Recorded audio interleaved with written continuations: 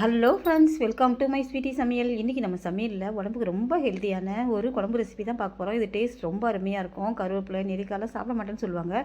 அதில் ஒரு குழம்புங்கும் போது டேஸ்ட் அட்டகாசமாக இருக்கும். சுட சுட சாதத்தோடு சேர்த்து சாப்பிடும்போது ரொம்ப அருமையாக இருக்கும். உப்பு, உரப்பு, இனிப்பு, புளிப்போட ரொம்ப அட்டகாசமாக இருக்கும். எப்படி செய்யுதுன்னு பார்க்கலாம் வாங்க.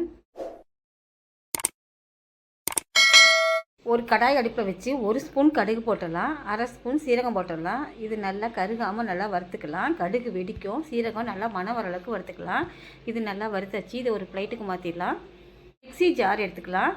நம்ம வறுத்து வச்ச சீரகமும் கடுகையும் போட்டுடலாம். ஒரு கைப்பிடி அளவு கருவேப்பிலை கழுவி வச்சுருக்கிறேன், அதையும் போட்டுடலாம். ஒரு நெல்லிக்காய் ஒன்றும் அதிகமாக கட் பண்ணி வச்சுக்கிறேன், அதையும் போட்டுடலாம். இது எல்லாத்தையும் கொஞ்சமாக தண்ணி ஊற்றி நைஸாக அரைச்சிட்டு வந்து பார்க்கலாம். இப்போ இது நைஸாக அரைச்சாச்சு. இது ஓரமாக இருக்கட்டும். ஒரு கடாய் அடுப்பில் வச்சு ஒரு 2 ஸ்பூன் எண்ணெய் ஊற்றிக்கிறேன். நல்லெண்ணெய் போட்டால் ரொம்ப டேஸ்ட் நல்லாயிருக்கும். 1/2 ஸ்பூன் கடுகு, 1/2 ஸ்பூன் சீரகம், 1/2 ஸ்பூன் வெந்தயம் போட்டுக்கிறேன். சின்ன வெங்காயம் பெரிய வெங்காயமும் கலந்து 100 கிராம் கட் பண்ணி வச்சுருக்கிறேன், இதையும் போட்டுடலாம். வெங்காயம் நல்லா வதங்கிடுச்சு. ஒரு மினிமம் சைஸ் தக்காளி, ரொம்ப சின்ன தக்காளி போடலாம், ஏன்னா நம்ம நெல்லிக்காய் போட்டதுனால. இப்போ தக்காளியை நல்லா வதக்கிக்கலாம். இந்த குழம்புக்கு தேவையான 1 ஸ்பூன் கல்லுப்பு போட்டுடலாம். 1 ஸ்பூன் மிளகாத்தூள், 1/2 ஸ்பூன் மஞ்சத்தூள் போட்டுடலாம். இப்போ மிளகாத்தூளும் மஞ்சத்தூளும் வாசனை போகிற அளவுக்கு நல்லா வதக்கிக்கலாம். இப்போ பச்சை வாசனை போயிடுச்சு. நம்ம அரைச்சி வச்ச கருவேப்பிலை நெல்லிக்காய் எல்லாத்தையும் இதில் ஊற்றிடலாம். இப்போ இதை நல்லா கிண்டி விட்டுக்கலாம்.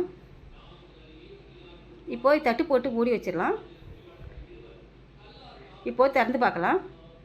இப்போ குழம்பு கொதிச்சு நல்லா ரெடி ஆயிடுச்சு. இந்த டைமில் ஒரு சின்ன வெள்ளைக்கட்டி போடலாம். அப்போ தான் இனிப்பு, உரப்பு, புளிப்பு டேஸ்ட் நல்லாயிருக்கும். கொஞ்சம் கொத்தமல்லி போட்டு தட்டு போட்டு மூடி வச்சிடலாம். இப்போ திறந்து பார்க்கலாம்.